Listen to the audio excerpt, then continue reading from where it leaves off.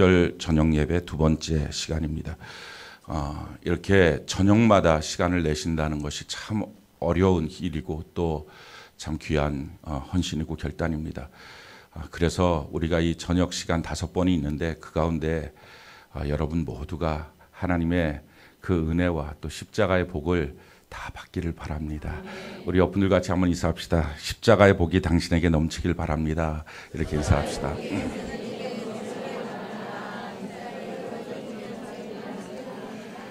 예, 십자가의 복 거기에서 정확하게 좀 알기를 원하신다면 어저께 혹시 참석하지 않으신 분들은 어저께 설교 말씀을 좀 방송에 유튜브에 있으니까 들으시기를 바랍니다.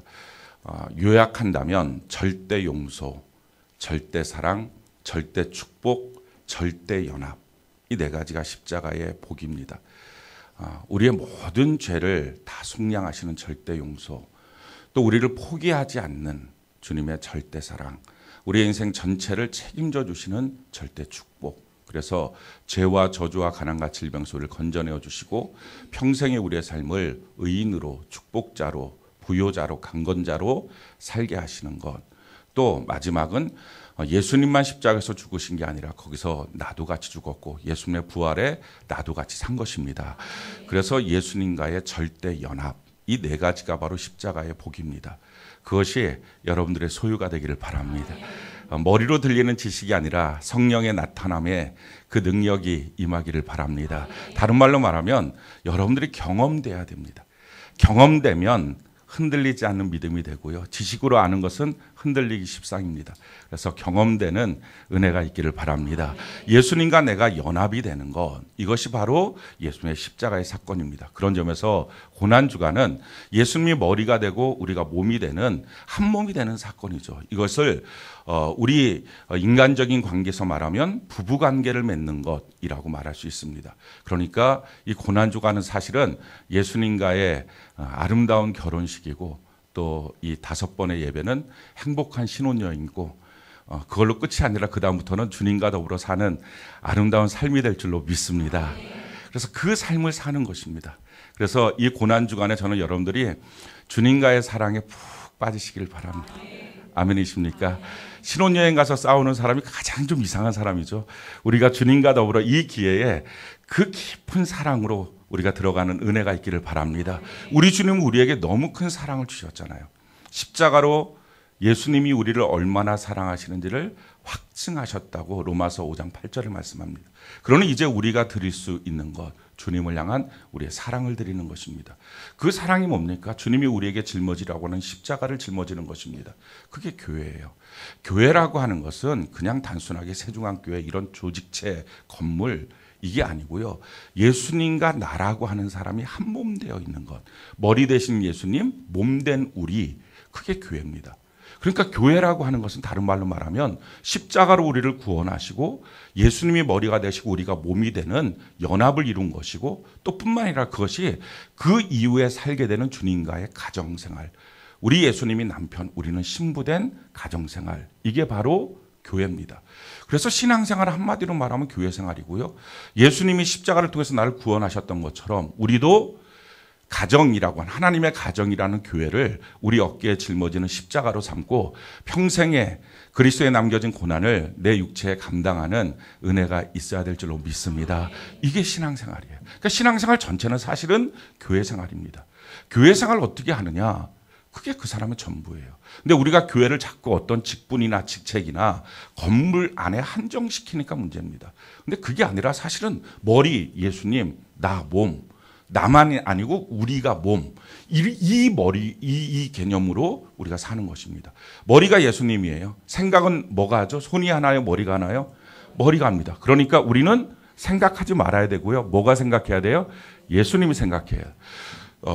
보는 거는 머리가 보나요? 손이 보나요? 머리 안에 눈이 있잖아요. 여러분들이 혹시 이 손가락으로 보시나요? 자, 다 보인다 이렇게 아니잖아요. 듣는 건 뭘로 듣나요? 머리. 이게 다 머리에 있는 거예요. 머리.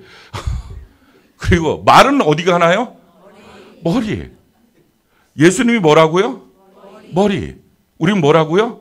몸. 그러니까 몸은 뭐 해야 돼요? 행하는 거예요. 생각하는 게 아니고 행하는 거예요. 말하는 게 아니고 행하는 거예요. 보는 게 아니고 행하는 거예요. 듣는 게 아니고 행하는 거예요. 그러니까 예수 그리스도 안에서 우리가 한 몸 되었다는 것은 주님의 생각으로 나는 행하고, 주님이 보는 것을 따라보고, 주님이 듣는 것대로 듣고, 주님이 말씀하시는 것이 나의 말씀이고, 그렇게 하는 것입니다. 이게 예수님과 우리가 한 몸 되어 있는 것입니다. 그러니 이걸 뭐라고 말해요? 자꾸 나라고 하는 사람이 나라고 할 때 나타나는 현상이 뭐예요? 내가 봤다. 내가 들었다. 나는 이런 주장을 하고 싶다. 나는 이렇게 생각하고 있다. 이거잖아요. 그러니까 이게 자기가 여전히 머리에 있는 것입니다. 그러니까 이 머리를 자꾸 없애는 거예요. 그걸 성경이 뭐라고 말해요? 나는 죽었고 예수님이 머리가 되어서 살아계시고, 나는 예수님을 믿는 믿음, 이 머리가 결정하고 보고 듣고 말하는 것 그대로 행하는 믿음으로 살겠습니다. 이게 신앙생활이라고요. 그러니까 자꾸 우리가 머리 되려고 하는 이 시도들, 이걸 좀 내려놔야 됩니다. 성경이 우리에게 이렇게 말하죠. 갈라디아서 2장 20절 우리 같이 한번 읽어볼까요? 시작. 내가 그리스도와 함께 십자가에 못 박혔나니 그런즉 이제는 내가 사는 것이 아니요 오직 내 안에 그리스도께서 사시는 것이라. 이제 내가 육체 가운데 사는 것은 나를 사랑하사 나를 위하여 자기 자신을 버리신 하나님의 아들을 믿는 믿음 안에서 사는 것이라. 아멘. 아멘. 이게 그리스도인의 삶이에요. 그러니까 예수님만이 머리십니다.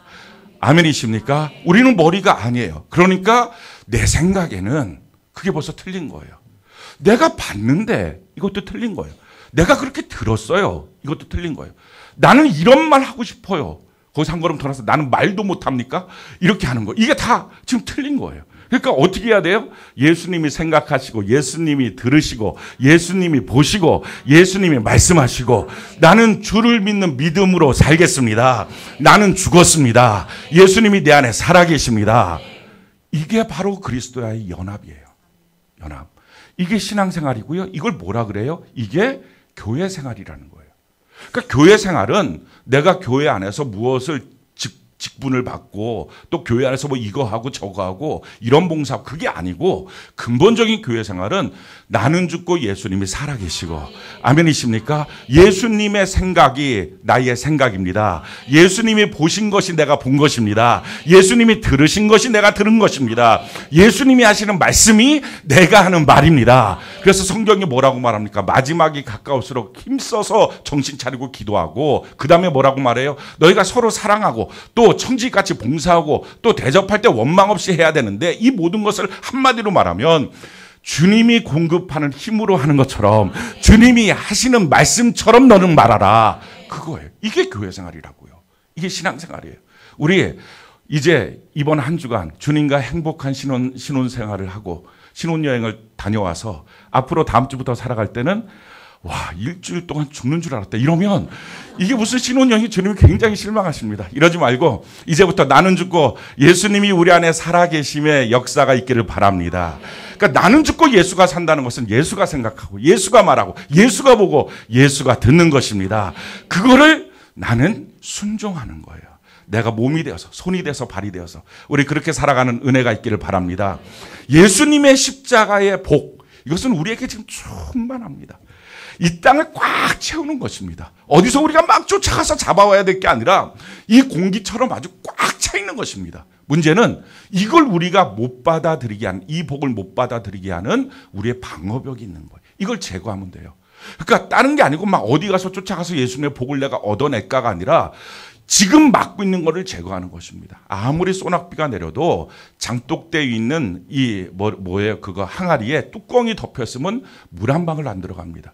태평양에 아무리 물이 많아도 이 멸치 새끼 한 마리가 입을 꽉 다물고 절대로 물을 먹지 않을 거야. 그럼 목말라 죽습니다. 똑같아요. 충만한 주님의 십자가의 복, 할렐루야. 모든 인류가 먹고 누릴 수 있는 이 십자가의 복. 그러나 내가 이 복을 안 받겠다 하면 못 받는 거예요.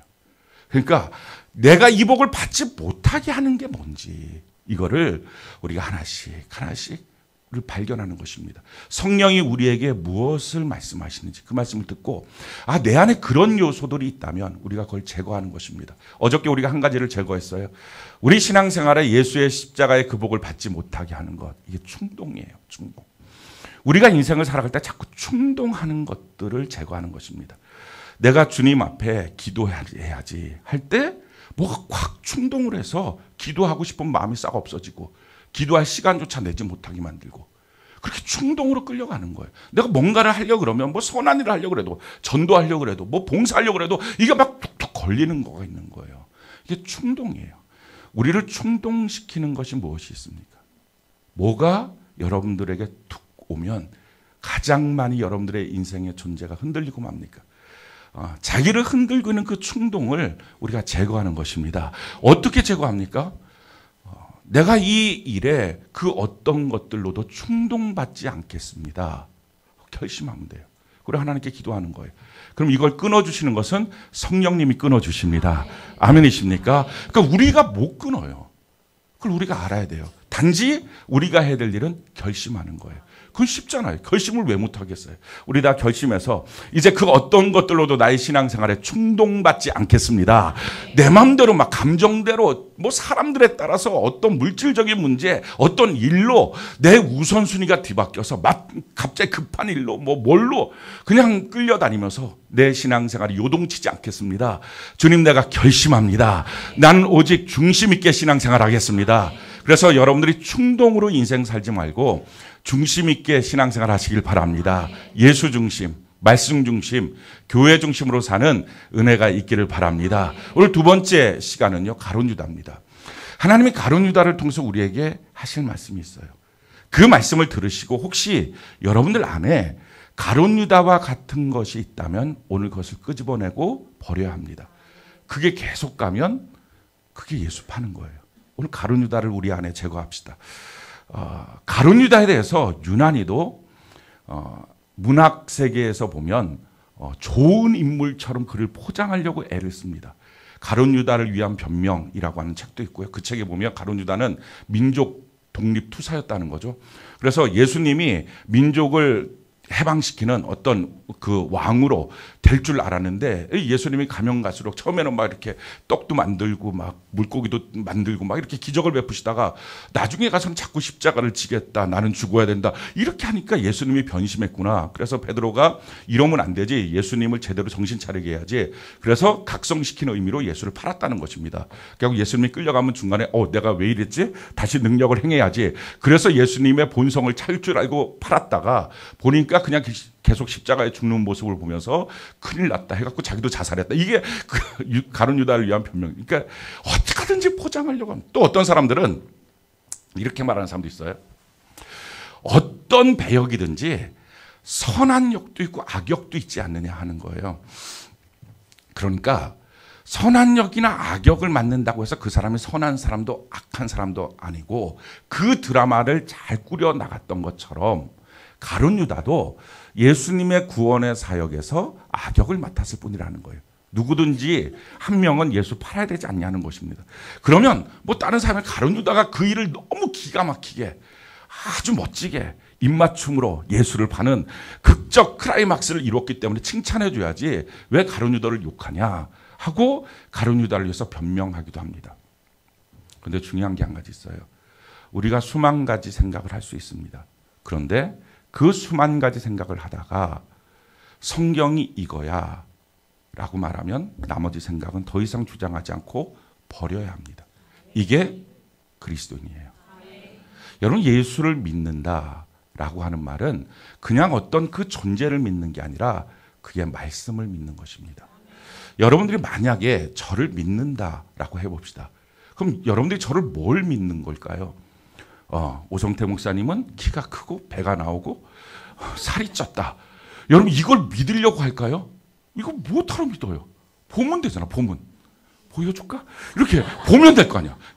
그 목사님은 살았다, 죽었다. 목사님이 살아계신 줄 믿습니다. 이걸 못하라고 있냐고. 찔러보면 움직이면 살아있는 거고 찔렀는데 안 움직이면 죽은 거고. 여러분, 이런 것은 사실 확인만 하면 돼요. 믿음의 대상이 아니에요. 근데 내가 목사님을 믿어 라고 말할 때 뭡니까? 제가 무엇인가 말하는 거예요. 오늘 같이 밥 먹읍시다 라고 말하면 그 말을 한 목사님에 대해서 믿어. 그거예요. 그러니까 내가 목사님을 믿어 라고 하는 말은 그의 말을 믿는 거예요. 마찬가지예요. 내가 예수님을 믿어 라고 말할 때는 뭐예요? 예수님의 말씀을 믿는 거예요.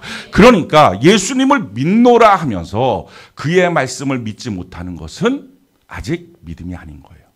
물론 이 믿음이 점점점 커갈 겁니다. 예를 들어서 제가 오늘 점심 밥 사줄게요. 이렇게 만약에 말을 했다고 합시다. 그럼 그 정도는 믿겠죠. 아, 저 사람이 밥 사줄 만큼의 능력은 되지. 이렇게 믿을 거예요. 뭐 라면이든 김밥이든 뭐 아무튼 사주면 되잖아요.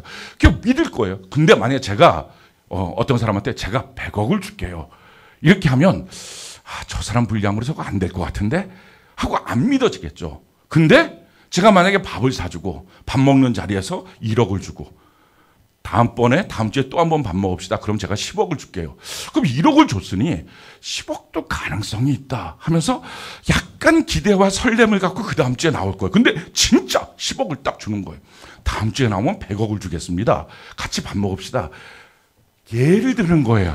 이게 너무 진지하게 여러분들이 지금 받아들이고 있는 분위기라서 제가 설교를 더 이어가기가 매우 힘들어지는데 예를 들어서 자 봐요. 그렇게 하면 그 다음 주에 어떻게 할까요? 진짜 100억을 줄 것이다. 이제는 믿어지겠죠. 그러고 오겠죠. 그래서 예수님을 향한 믿음도 어떻게 될까요? 처음에는 한두 가지의 말씀을 믿는 것입니다. 그러니까 자기의 믿음의 수준으로 자기가 가능할 거라고 예수님은 이런 분이니까 라고 생각하는 수준만큼 믿어집니다. 근데 그 믿음을 통해서 확신이 들고 나면 결과가 나오고 나면 그 다음에 어떻게 돼요? 조금 더 큰 말씀, 조금 더 큰 말씀 이게 믿어지는 거예요. 그래서 마침내 예수의 말씀을 다 믿는 것입니다. 성경 전체가 믿어지는 믿음이 있는 거예요. 그래서 믿음은 믿음에 이른다는 거예요. 그러니까 믿음으로 시작해서 믿음에 이르는 것입니다. 그럼 이 과정을 어떻게 해야 돼요? 자꾸 만나서 들어야 될 거 아니에요. 제가 다음 주에는 1억 줄게요. 10억 줄게요. 100억 줄게요. 이렇게 하는 것처럼 느닷없이 어느 날 100억 줄게요가 안 믿어지는 것처럼. 그래서 어떡합니까? 주의 말씀은 계속 읽어야 돼요. 계속 들어야 돼요. 믿음은 들음에서 나고 들음은 그리스도의 말씀이니라. 그러니 여러분들이 하나님의 말씀을 계속 들으시길 바랍니다. 하나님의 말씀을 계속 보시길 바랍니다. 그리고 꼭 기억하십시오. 예수를 믿는다는 것은 예수님의 말씀인 성경을 믿는 것이다.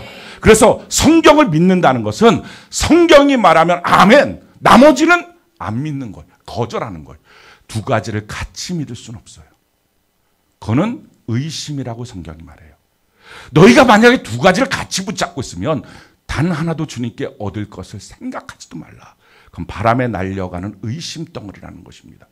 우리는 종종 이 두 가지를 같이 붙잡고 이거 요동칩니다.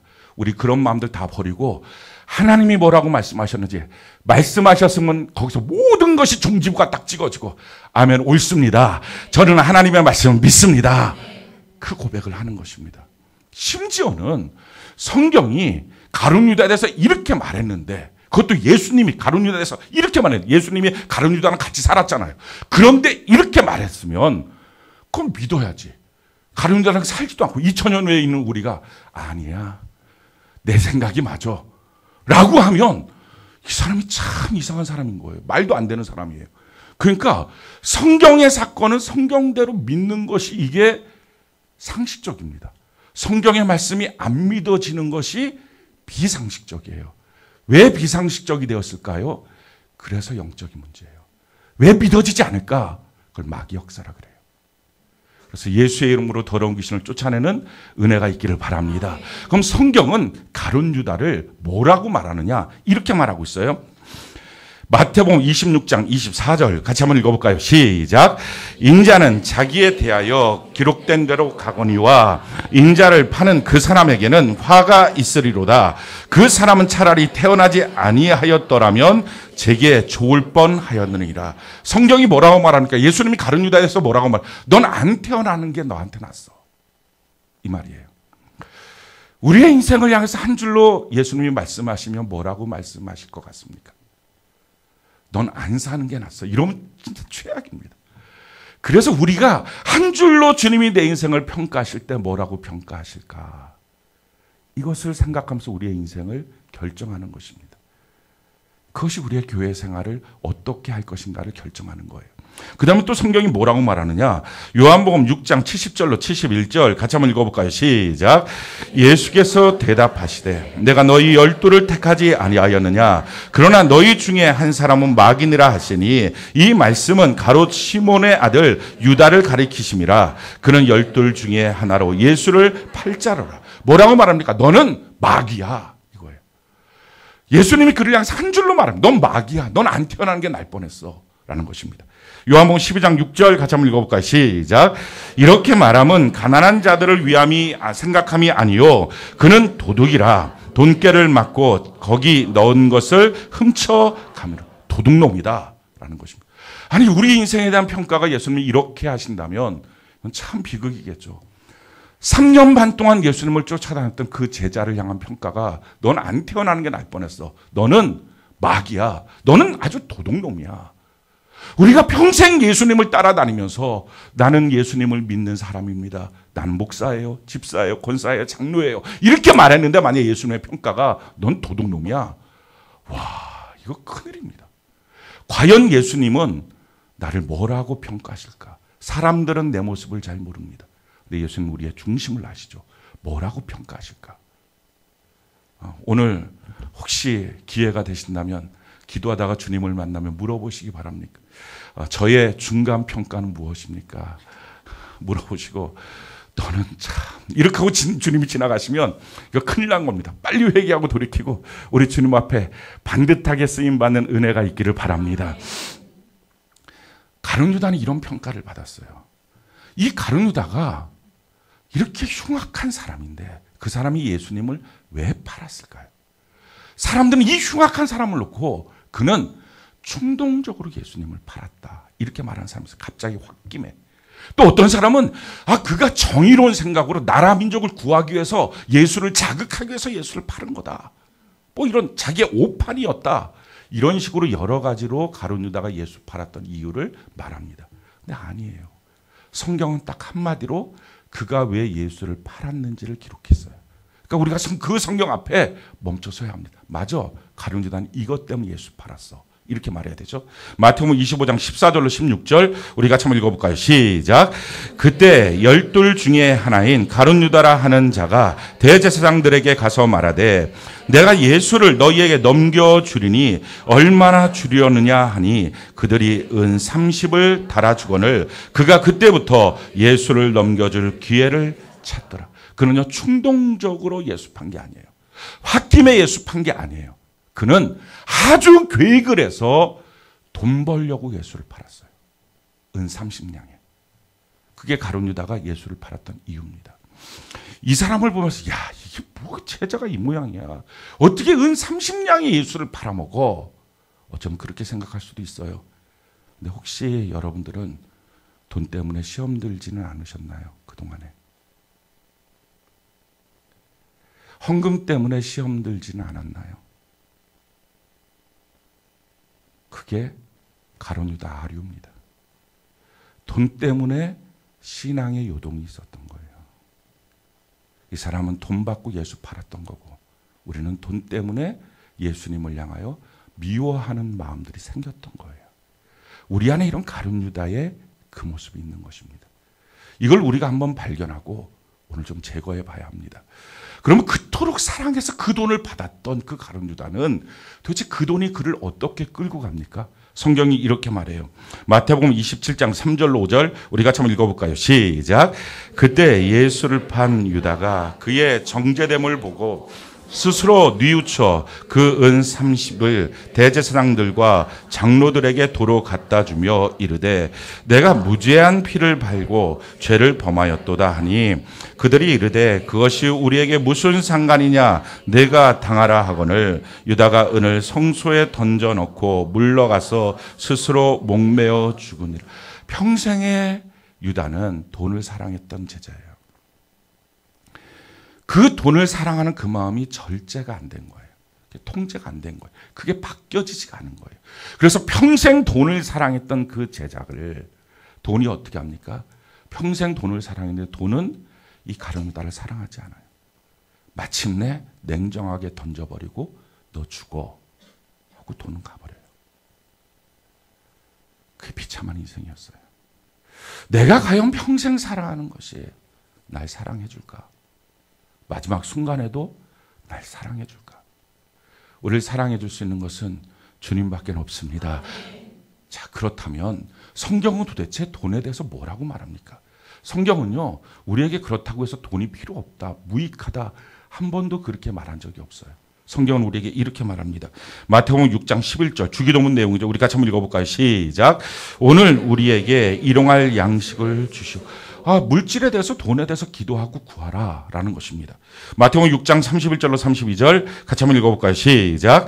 그러므로 염려하여 이르기를 무엇을 먹을까 무엇을 마실까 무엇을 입을까 하지 말라. 이는 다 이방인들이 구하는 것이라. 너희 하늘 아버지께서 이 모든 것이 너희에게 있어야 할 줄을 아시느니. 우리에게 물질이 필요하다는 것 주님이 아신다라는 것입니다. 이게 필요한 것 주님이 아시고 있다는 거예요. 그러면서 이렇게 말씀하시죠. 잘 돈 벌어 살아라 라는 것입니다. 데살로니가전서 4장 11절로 12절 우리 같이 한번 읽어볼까요? 시작. 또 너희에게 명한 것 같이 조용히 자기 일을 하고 너희 손으로 일하기를 힘쓰라. 이는 외인에 대하여 단정히 행하고 또한 아무 궁핍함이 없게 하려 함이라. 아멘. 열심히 일하라는 것입니다. 그리고 일하고 와서 일한 거 티내지 말고 집에서 잠잠히 조용히 잘하는 것입니다. 힘들어 죽겠어. 이런 거 하지 말고 내가 돈 벌어 오느라고 뭐 이런 거 하지 말고 그냥 조용히 일하고 그러고 나서 조용히 잠자고 먹고 아침에 일어나면 아침밥도 안 해놓는 이런 거 하지 말고 조용히 집에서 빠져나가고 이렇게 살라는 것입니다. 이게 그리스도인의 삶의 모습이에요. 자, 시편, 여성분들만 웃고 있는데. 자, 시편 128편 2절, 우리 같이 한번 읽어볼까요? 시작.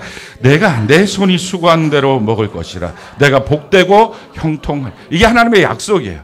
우리가 수고한 대로 먹게 될 줄로 믿습니다. 그러니까 물질에 대해서 성경 무익하다, 악한 거다, 나쁜 거다. 그런 말씀이 하나도 없어요. 우리에게 필요한 것이다.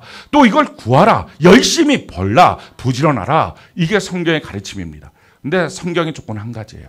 그렇지만 아무리 이 땅을 살아가는데 돈이 요긴하긴 하지만 절대로 서열 바꾸지 말라는 거예요. 이게 성경의 가르침이에요. 너의 서열을 바꾸지 말라. 성경이 이렇게 말하죠. 마태복음 6장 24절 우리 같이 한번 읽어볼까요? 시작.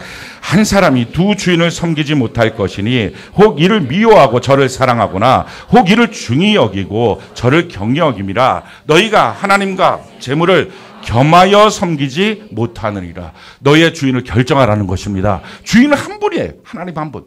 아무리 돈이 요긴하고 필요해도 돈을 너 위에 두면 안 된다는 거예요. 돈이 시키는 대로 너가 인생을 결정하면 안 된다는 것입니다. 그러기에 사랑하는 성도 여러분, 무엇인가를 할 때 여러분들의 인생을 결정하는 그 무엇이 돈이 되어서는 안 됩니다. 내가 지금 돈을 얼마 갖고 있는데 그거는 절대로 결정의 요소가 되어서는 안 됩니다. 기도해서 정말 하나님의 뜻인가? 이게 중요해요. 하나님이 나한테 지금 뭐라고 말씀하시느냐? 이걸 듣고 따라가는 것입니다. 그래서 돈이 여러분들의 인생을 결정하지 않는 은혜가 있기를 바랍니다. 그러니 서열을 분명히 정하는 거예요. 하나님이 주인이고요. 그 다음에 내가 있고요. 돈은 내 종이에요. 이 서열을 절대로 잊어버리지 마십시오. 아무리 급하고 바빠도 하나님이 주인, 그 다음 2인자는 나, 종은 뭐예요? 돈. 얘는 뭐 2 플러스 1인자 뭐 이런 거 절대 안 돼. 완전히 발밑에 두고 살아야 합니다.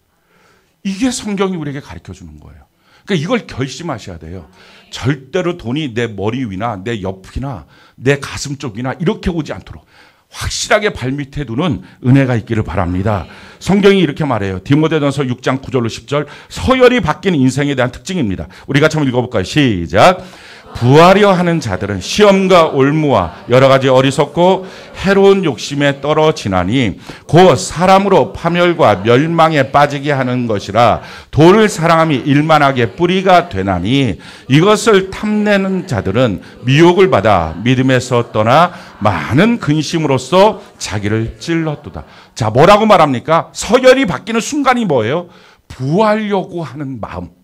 이게 서열이 바뀌는 거예요. 여러분, 부하려고 하는 마음을 버려야 합니다. 부자 되려고 하는 마음, 돈 많이 벌려고 하는 마음, 그게 서열을 바꾸는 거예요. 그걸 뭐라고 말해요? 성경이 그게 돈을 사랑하려고 하는 거라는 거예요. 자, 그러면 나는 지금 돈이 필요해요. 지금 갖고 있는 돈은 항상 부족해요. 더 많이 있어야 되겠어요. 그리고 돈이 있고 더 많이 버는 일에 대해서 성경은 정죄시하지 않습니다. 그러면 어떻게 하라는 거예요? 내가 더 많이 벌어야 되는데 더 부자가 돼야지만 내 자녀도 키우고 가정 경제도 이루어질 수 있는데 부하려고 하는 마음 가지면, 부자 되려고 하는 마음 가지면 이게 서열 바꾸는 거, 이게 돈을 사랑하는 거라면 뭐 어떻게 하라는 거예요? 방법이 있는 거예요. 우리의 주인이 누구라고요? 하나님. 그러니까 방법이 뭐예요? 하나님만 죽도록 사랑하고 따라가라는 거예요. 돈을 더 벌려고 부하려고 애쓰지 말고. 이 말을 듣는 순간에 결국은 돈 없으라는 말이군요. 여러분들 혹시 이런 생각을 할까봐 성경이 우리에게 이렇게 정확하게 약속을 해요. 잠언 8장 17절로 18절 우리 같이 한번 읽어볼까요? 시작. 나를 사랑하는 자들이 나의 사랑을 입으며 나를 간절히 찾는 자가 나를 만날 것이니라. 부귀가 내게 있고 장구한 재물과 공의도 그러하니라. 아멘. 부귀가 어디 있다고요? 하나님 안에 있습니다. 장구한 재물이 어디 있다고요? 하나님 안에 있습니다. 아멘이십니까? 그러니 부귀를 따라가는 것이 뭐예요? 그게 돈을 사랑하는 거고요. 부하려고 하는 거고요. 이게 서열 바꾸는 거예요. 그러니까 서열 안 바꾸는 방법이 뭐예요? 하나님을 사랑하는 거예요. 하나님을 사랑하는 자들이 하나님의 사랑을 받으며, 할렐루야. 그러면 하나님 안에 부귀가 따라 있다는 것입니다. 그게 서열 안 바꾸고 주님 안에 돈을 종으로 넉넉히 누리며 사는 비결이에요. 여러분 이걸 결심하셔야 됩니다. 이와 같은 하나님의 말씀을 믿어야 합니다. 돈을 벌려면 돈을 벌어야지라고 생각해요. 그래서 돈이 주인 되는 거예요. 잘 살려면 돈이 어디 있는지를 찾아봐야지 이 생각을 해요. 그래서 돈을 많이 주는 직장, 돈을 많이 벌게 하는 사업장, 돈을 많이 벌게 하는 사업장이 있는 위치, 이걸 먼저 찾으러 다닙니다. 그래서 서열이 바뀌어서, 그래서 하나님이 왔을 때는 너는 도둑놈이야. 넌 마귀야. 너는 안 사는 게 날 뻔했어. 이 말을 듣는 거예요. 너가 결국 나를 팔아먹는다는 거예요.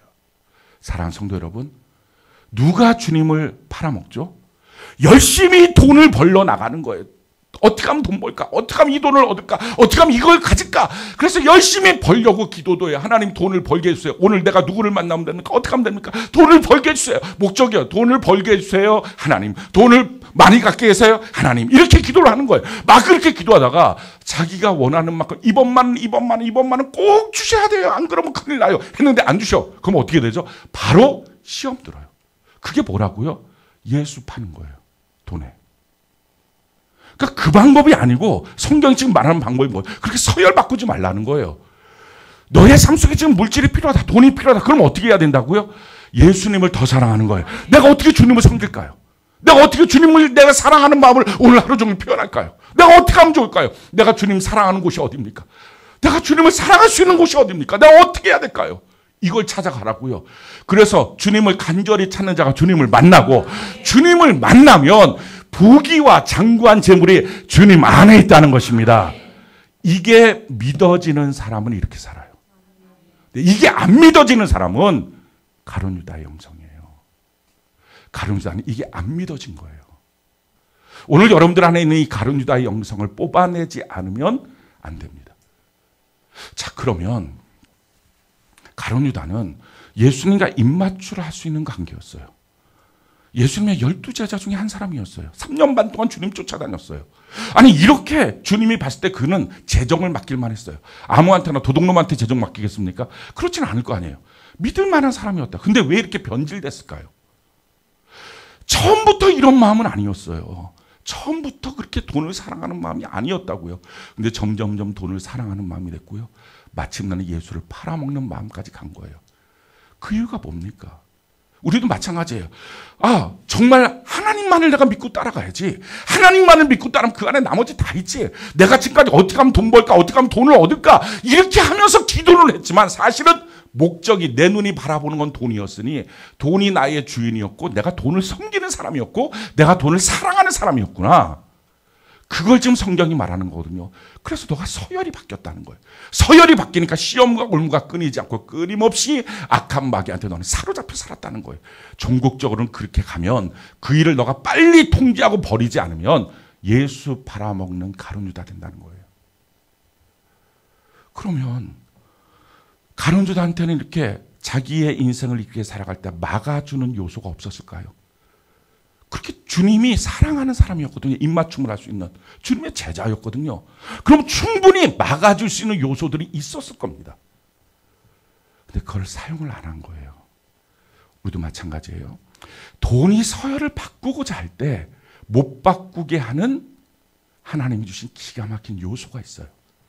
그걸 안 사용해서 돈한테 당하는 거예요. 그게 뭐냐면요. 왜 돈이 우리에게 주인이 되고 그 주인 된 돈이 계속적으로 나를 끌고 가게 할까? 바로 그 힘이 거짓과 위선이에요. 거짓과 위선. 가룟 유다는 예수님이 충분히 회개하고 돌이키게 할 수 있는 기회를 그에게 주셨어요. 그런데 그 기회를 그는 버렸어요. 무엇 때문에? 거짓과 위선 때문에. 성경이 우리에게 이렇게 말합니다. 마태복음 26장 21절로 25절 우리 같이 한번 한 목소리 읽어볼까요? 시작. 그들이 먹을 때에 이르시되 내가 진실로 너희에게 이르노니 너희 중에 한 사람이 나를 팔리라 하시니 그들이 몹시 근심하여 각각 여짜오되 주여 나는 아니지요. 대답하여 이르시되 나와 함께 그릇에 손을 넣는 그가 나를 팔리라. 인자는 자기에 대하여 기록된 대로 가거니와 인자를 파는 그 사람에게는 화가 있으리로다. 그 사람은 차라리 태어나지 아니하였더라면 제게 좋을 뻔하였느니라. 예수를 파는 유다가 대답하여 이르되 랍비여 나는 아니지요. 대답하시되 내가 말하였도다 하시니라. 지금 요 사건은 뭐냐면은 가서 대제사장한테 예수 팔겠습니다. 얼마 줄래요? 30냥 줄게. 감사해요. 땡큐. 30냥 주머니에다 넣고서 온 그날이에요. 그날 예수님께서 너희 중에 난 판다. 근데 가룟 유다는 난 아니지요. 이게 지금 예수님이 이렇게 말하면 그것도 뭐 한 수백 명 모아놓고 너희 중에 나를 팔 거다. 그럼 숨어서 나는 아니겠지. 근데 고작 12명 모아놓고 너희 중에 나 판다. 쫙 쳐다보면서 너희 중에 나 판다 하면 그 불꽃 같은 눈동자에 깜짝 저지요. 해야지 맞는데 저 아니죠. 근데 예수님 이렇게 너가 말했어 지금. 너야. 둘이 깜짝 놀라. 응? 그리고 모른 척하고. 거짓과 위선. 사랑하는 성도 여러분, 하나님은 예수 믿는 사람에게 정직을 줬어요. 그 정직의 힘이 뭔지 아십니까? 그냥 정직해야지가 아니라 정직만 갖고 살면 절대로 돈이, 세상이 예수 믿는 사람의 마음을 장악하지 못해요. 그 힘이에요. 근데 예수 믿는 사람의 마음에 왜 마귀가 가득 차고 왜 세상이 가득 들어오고 왜 돈이 그를 지배하는 일들이 생겼느냐? 그가 정직을 버려서 그래요. 우리가 거짓말 좀 하는 거, 우리가 좀 눈 감고 지나가는 거, 그게 무슨 대단한 일이겠느냐, 큰 일이겠느냐라고 말하는데요. 그게 내 마음에 사탄 마귀를 들어오게 만드는 출구예요. 입구예요. 그걸로 쑥 들어와요. 성경이 이렇게 말해요. 요한복음 12장 4절 6절 우리 같이 한번 한 목소리 읽어볼까요? 시작. 제자 중 하나로서 예수를 잡아줄 가룟 유다가 말하되 이 향유를 어찌하여 300데나리온에 팔아 가난한 자들에게 주지 아니하였느냐 하니 이렇게 말하면 가난한 자들을 생각함이 아니요 그는 도둑이라 돈깨를 맞고 거기 넣는 것을 훔쳐 가미로라. 지금 이 사건이 어느 때입니까? 가서 대제사장한테 은 30냥 한 달치 월급을 받아서 예수를 팔겠다고 얘기하고 온 그날이에요. 그날에 지금 예수님의 발 앞에 1년치의 연봉의 돈을 쏟아부은 마리아라고 하는 여인이 등장을 합니다. 그랬더니 가룟 유다가 말, 야 이거 갖고 가난한 사람한테 팔지. 지금 뭐 한 거예요? 자기는 한 달치 월급. 근데 지금 이 여인은 1년치 연봉을 주님 발 앞에 쏟아부은 그 사건 앞에 입 다물고 있어야지. 근데 뭐예요? 공연히 공격해요. 여러분 거짓과 위선은 뭐 하는지 아십니까? 공연히 다른 사람을 공격해요. 공연히 저놈이 나쁜 놈이야. 어떻게 저럴 수 있어? 말이 많아요. 사실은 자기 안에 있는 거짓과 위선을 은폐하려고 하는 시도예요. 그렇지만 않았어도 이 가룟 유다는요 이렇게 되지 않았어요. 우리 안에 거짓과 위선이 있을 때 어떤 일들이 생기는지 사도행전 5장 3절로 4절 우리 같이 한번 읽어볼까요? 시작. 베드로가 이르되 아나니아야 어찌하여 사탄이 내 마음에 가득하여 내가 성령을 속이고 땅값 얼마를 감추었느냐. 땅이 그대로 있을 때는 내 땅이 아니며 판 후에도 내 마음대로 할 수가 없더냐. 어찌하여 이 일을 두었느냐. 사람에게 거짓말한 것이 아니요 하나님께로다. 지금 아나니아 삽비라가 자기 땅을 팔아서 주님께 갖고 옵니다. 그 자기 땅 판 거 자기 땅을 판 거예요. 갖고 온 거 얼마 갖고 왔냐 뭐 이거 따지지도 않아요. 근데 와서 말하는 이거 전부입니다. 베드로가 하는 말이에요. 야 전부라고 못하러 말해. 너 일부 숨겼잖아. 왜 너 거짓말해? 하시면서 하는 말이 뭐예요? 거짓말할 때 너 마음에 사탄이 가득했어. 지금 그 말이에요. 여러분 거짓말은 거짓말이 아니고요. 사탄이 마음에 들어오는 거예요. 세상이 내 마음에 들어오는 거예요. 돈이 내 마음에 들어오는 거예요. 그래서 서열이 바뀌고 그래서 예수 팔고 그래서 지옥 가요.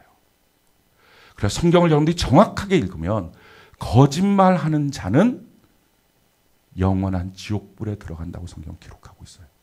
우리가 생각할 때 야 거짓말이 무슨 큰 죄야? 아니에요. 거짓말은요 이처럼 마귀를 우리 마음속에 세상을 돈을 우리 마음속에 가득하게 만드는 유일한 통로예요. 다른 걸로 내 마음에 사탄이 안 들어와요. 거짓말로 들어와요. 성경이 이렇게 말합니다. 요한복음 8장 44절 우리 같이 한번 읽어볼까요? 시작. 너희는 너희 아비 마귀에게서 났으니 너희 아비의 욕심대로 너희도 행하고자 하느니라. 그는 처음부터 살인한 자요 진리가 그 속에 없으므로 진리에 서지 못하고 거짓을 말할 때마다 제 것으로 말하나니 이는 그가 거짓말쟁이요 거짓의 아비가 되었습니다. 그러니까 우리가 거짓말하면 악한 마귀가 그래 너는 내 새끼야 내 아들이야 내 딸이야. 그러니까 같이 사는 거예요. 쑥 들어오는 거예요. 예수 믿는 사람에게 아무리 예수 믿는 사람한테도 돈이 좋을 수 있잖아요. 그 돈이 꼭 필요하니까 욕이라니까. 그래서 어느 순간인가 자기도 모르는 사이에 돈을 벌려 나가야지. 하나님 어떻게 하면 내가 돈을 벌 수 있어요? 아니 이번 달에 어떻게 하면 이 문제가 해결될 수 있어요? 그럴 수 있어요. 지금 당장에 눈앞에 보이니까 뭐 주님을 따라가십시오. 이건 먼 얘기 같고 당장에 이 돈의 문제, 사업상 이 돈의 문제 이것 때문에 전전긍긍할 수 있습니다. 그런데 그럴 때 꼭 하나님이 주신 방어벽이 있어요. 너 정직해. 너 누구 만나거든. 너 너무 돈 때문에 눈이 뻘개서 다닐 때 정직해. 그러면 돈이 널 지배하지 않아. 거짓말하지 마. 그럼 너 돈이 지배하지 않아. 다른 사람 앞에서 너 위선 떨지 마. 그럼 돈이 지배하지 않아. 그 말이에요. 가룟 유다는요. 어쩌면 우리랑 똑같은 사람일 수 있어요. 우리랑 똑같이 돈이 필요했던 사람이고요. 돈이 얼마나 큰 힘을 발휘하는지를 알고 있던 사람일 수 있습니다. 그런데 그 사람이 거짓과 위선이라고 하는 이 부분을 그냥 계속 허용한 거예요. 사탄이 마음에 가득할 때까지. 이렇게 거짓말이 무서워요. 오늘 우리가 이 밤에 끊어야 될 게 뭐예요? 거짓과 위선이에요. 우리 하나님께 기도합시다. 하나님, 내 안에 거짓과 위선이 끊어지기를 원합니다.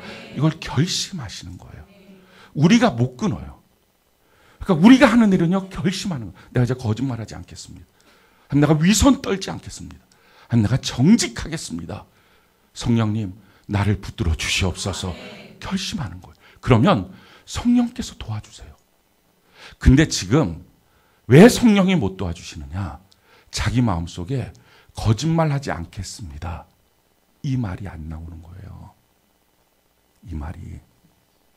누가 안 나오게 해요? 속에 있는 마귀가. 정신 바짝 차려야 돼요. 하나님은 거짓말하실 수 없는 분이에요. 그래서 하나님이 우리 안에 계시면 거짓말을 할 수가 없는 거예요. 마귀가 내 안에 있으면 거짓의 합이에요. 그게 거짓말을 하는 거예요. 그러니까 이 거짓말을 못 버리게 마귀가 만들어요. 사랑하는 성도 여러분, 오늘 우리가 이 밤에 꼭 기도해야 될 제목이 바로 이겁니다. 여러분들이 지금부터 거짓말하지 않을 거야. 나 이제 거짓말 안 해. 앞으로 평생 사는 동안 입 거짓말 안 해. 그거 자신 있는 분 계시나요?